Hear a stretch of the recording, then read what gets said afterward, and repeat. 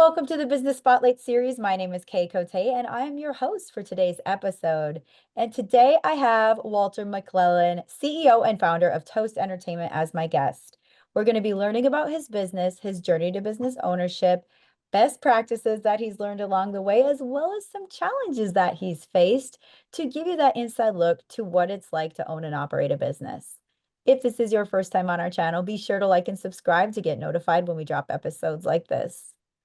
Welcome, Walter. Thanks for being on the show. It's great to meet you. You too, Kate. Thank you so much for having me. This is fun. Of course. Well, I'm excited to dive in, especially we're talking all things entertainment business. So that's really going to be fun. Tell me, first of all, I'd love to learn a bit about you. Tell me about yourself. Well, I founded Toast Entertainment in 2010 here in Austin. I started out as a solo DJ with nothing but a MySpace page to date me a little bit and a few Craigslist ads. I was just dreaming out of getting out of the restaurant industry. At the time, I was like waiting tables at Outback Steakhouse and just wanted to do something I was passionate about. And I knew I loved DJing. I'd been doing it for a while. The first couple years we started were very slow. I had no idea what I was doing, but then once business began to take off for several years, we doubled and sometimes even tripled our revenue annually. As we grew, we started really like expanding our services to become what we are now, a true one-stop shop for weddings and events, adding photography services, videography, coordination, photo booths, and different luxury enhancements. Over time, we eventually became one of the largest event companies in the country until the pandemic hit. And then virtually overnight, we lost most of our staff, all of our revenue and money, and just had to rebuild from the ground up the last few years. Thankfully, I think we bounced back pretty quickly. The second time around, we knew what we were doing. So today, Toast Entertainment operates in 7 major markets with 2 more opening soon. And we service a little over 1,500 events a year, weddings and corporate events, all while staying true to our mission of trying to deliver unforgettable experiences to each one of them. Wow, that's incredible. Well, and kudos for the bounce back because that I know that gosh, like so many of like the entertainment and hospitality restaurant businesses struggle during that time. So kudos on like bouncing back. For years, I have a lot of anxiety, so I'm always like wondering what's the worst thing that could happen. I always thought maybe I'd get audited by the IRS or something like that, maybe sued from a past client, but no, I didn't dream big enough. It ended up worst case scenario being much worse than anything I'd ever imagined. So, but as with everybody, we survived and got through it, and now things Definitely. are better than ever. Good. Well, that's so cool to hear. So I'd love to hear kind of your why, you said you started as a, DJ working in restaurants. What was it that made you want to open an entertainment company? Um, well, I started out my degrees in music business. Oh, And I okay. moved here from Orlando to Austin in my head, I wanted to manage artists and bands and like work in the music industry. I was real excited about doing that. I had, previously DJ'd just before to, impress my friends and girls and things like that and like the nightclubs and bars. And so when I moved to Austin, I couldn't find work in my field, so I was just working at the restaurant at Outback. And Mhm. I was like, well, what can I do to at least get me out of here to maybe grow my other business? And so like I said, I started advertising for weddings, and then I really just fell in love with it. The people, the work mattering. Like, I've worked in call centers and, different restaurants. And if I missed the work that day, it didn't really matter. But being with somebody on like the happiest day of their life, like it was so meaningful and mattered. Plus the money was good, and it just kept coming. So I just kept going with it and growing, and I've had an amazing time with building the business up. Oh, well, that's incredible. And I'd like to dive into kind of like where your team is at now. Like, I'm sure you have built a team around all of this that you're working on. How many team members are you at? And yet, what's your company culture? Uh, we have more than 100 total employees and contractors out there servicing events. We're I like to say we're extremely tight knit. Most of our core managers have been with us for over 10 years. We've been really close. I've been very fortunate to keep a close group together. We're very much involved in each other's lives and families and have grown from the bottom to where we are now together. And I just love them all. We're very close. We go on trips every year to different places like Cancun, Jamaica, Costa Rica. Just we always have events and just try to stay as close as we can. I think it gives us, motivation not just to work for ourselves, but when you really care about the teammates next to you, it pushes you a little bit further. Definitely. That's like such a golden nugget of this conversation is, having, building that tight knit team and it just shows like y'all live together, when you have that team around you. Looking at where you are headed now, you said you're opening or you're going to be in two more major markets. Can you share a bit like how did you expand in markets? Like how was that expansion process? So I started here in Austin, and after a few years of growing it, San Antonio's fairly close. And so I thought, I can work events in Austin and San Antonio, and I'll just train DJs and other people in that market to take events.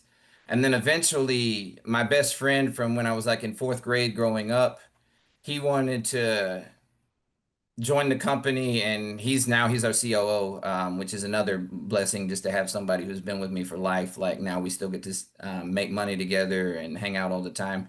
He wanted to move to Dallas, and we're like, okay. So I taught him everything we're doing in Austin and San Antonio, and then we opened up in Dallas, and then that turned out to be very successful, all the same steps. So we had Austin, San Antonio, and Dallas going. Then we expanded to Houston, just getting all the Texas markets.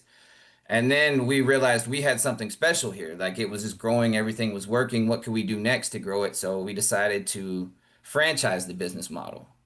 Hmm. And I spent all of 2019 working with lawyers and building out our standard operating procedures and the manuals and trainings and getting it really just putting the business in a box to start selling franchises. And we sold our first one February of 2020. It was the New Orleans. So 1 month later, she was completely shut down. Probably the worst time in the history of business to open an event franchise. But I told her the one real positive about our business is that you shouldn't like lose money. So if we're not having events, you're not paying people, it might not be making money.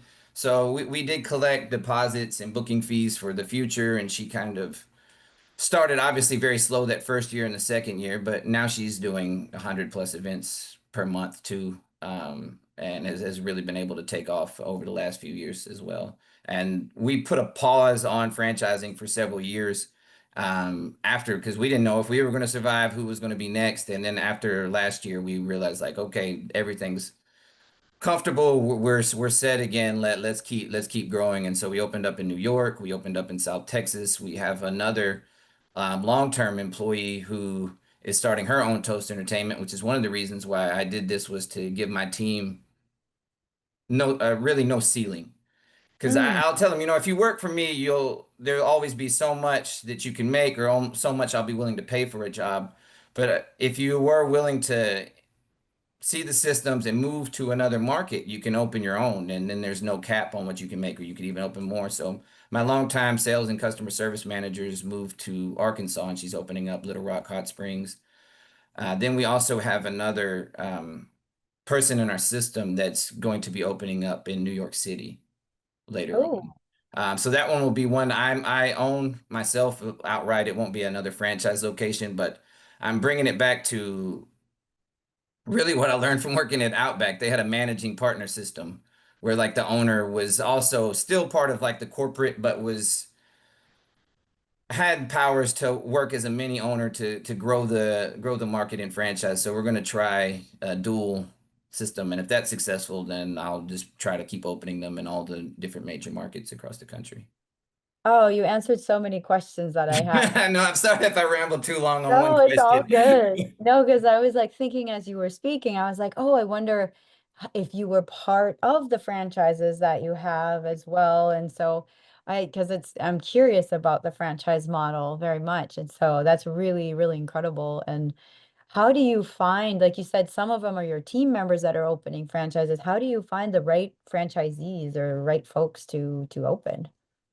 Well, it's a mix. Some of them came from our system and they were like really truly just talented, the best at what they do, like at the weddings, working events.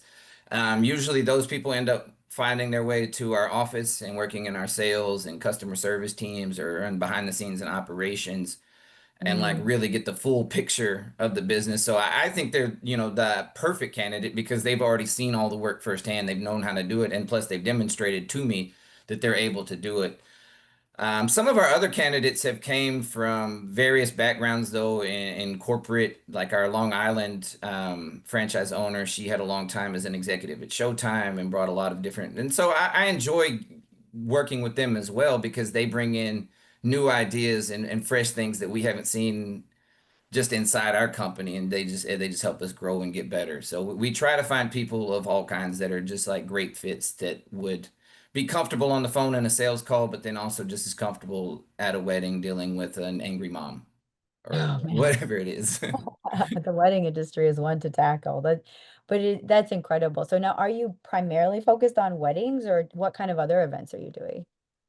Weddings make up the bulk of it because they're year round.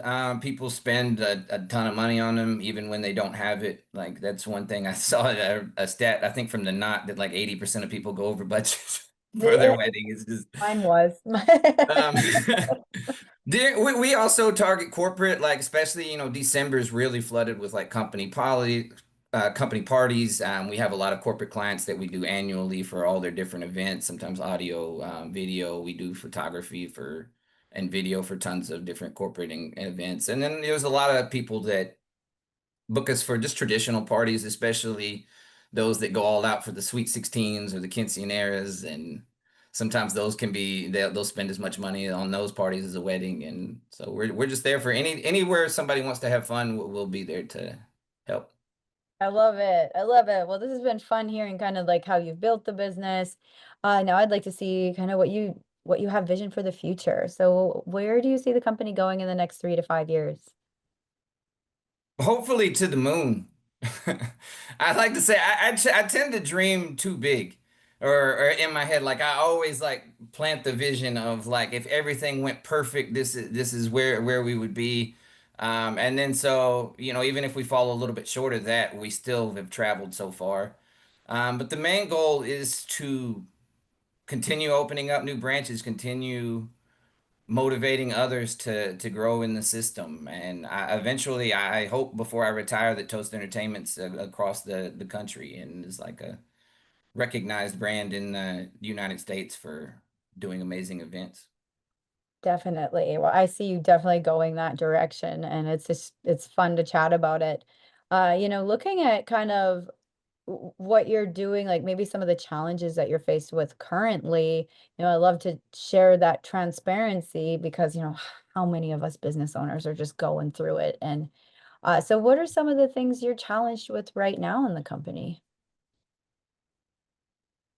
The challenges never stop. They just change. I like to say we're like Taylor Swift. We've been through a lot of eras.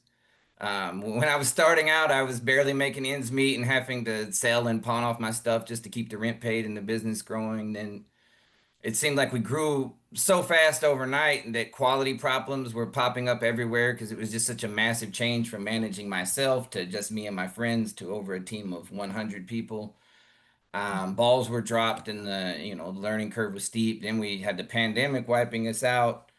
Um, Now today's thing is tariffs. All of our business expenses are more expensive than they should be, and all of our contracts were made last year, so I can't exactly adjust the price on them now that our services are higher. It's just a never-ending management of problems. I like to say that entrepreneurship isn't the best person wins, it's the last one standing. You just have to be a zombie that's willing to just never stop moving forward with your survival because you're going to be tested every month with something new, something different, and you just have to, if you love what you do, you have to be willing to never quit and just roll with it.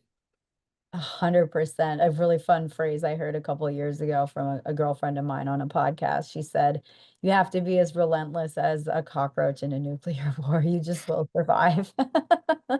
That's good. I love it. You can't unhear it now. Well, this has been fun. I absolutely love talking to you about this. And, again, yes, there's so many challenges with business, and especially when there's a lot of moving parts and, with costs of goods fluctuating right now. So yeah, there's definitely things. But now I'd love to like go into a fun part of the conversation called our rapid fire Q&A, where I ask you 4 questions and just answer very top of mind. Okay, let's do it. All right. Question number 1 is, what is a key to success for you? Consistency. Mm, definitely. Easy. Just setting good habits and following them daily, plus for a long time, and you'll be successful. Definitely. Love that. Number 2 is, what is a piece of advice you have for other business owners? Kind of the same thing, just forming good habits. I feel like anyone who can change their habits daily, um, like what they do, plus just enough time, you'll be successful. A simple one-liner that I give business owners though is however many times you're following up, follow up one more, and you'll increase sales. Yes, I'm gonna do that after this call. Thank you. Honestly, there's a couple people I need to follow up with. And then third question is, it could be a book, a podcast, an article, just any type of content that has impacted you recently. The book Who Not How is the most impactful book I read in the last year. It really got to me to open up and expand my vision further than what I was thinking. Definitely. I'm gonna add that one to my list. And the final question is, if you could wave a magic wand and overnight improve one aspect of your business, what would it be?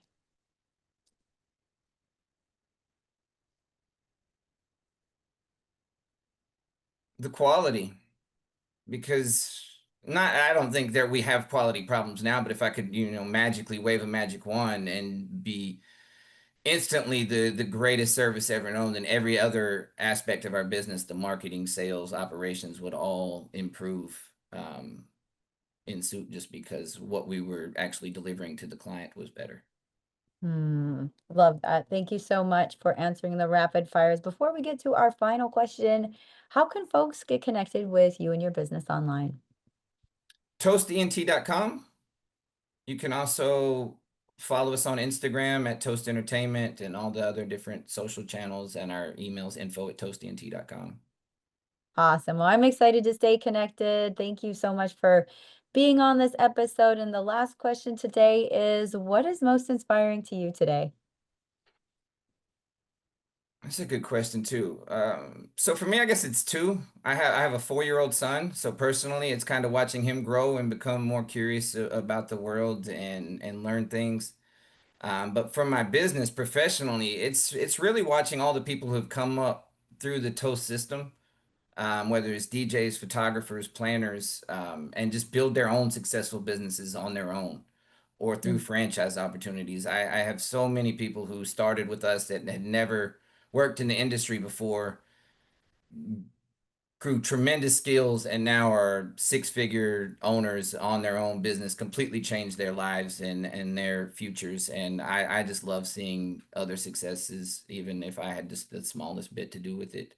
Like I said, through their own or even through franchise opportunities for us. I just love seeing the others in the industry grow and be successful. Oh, well, thank you so much, Walter. This has been such a great conversation. Thanks for being on the show today. No, thank you, Kate, for having me.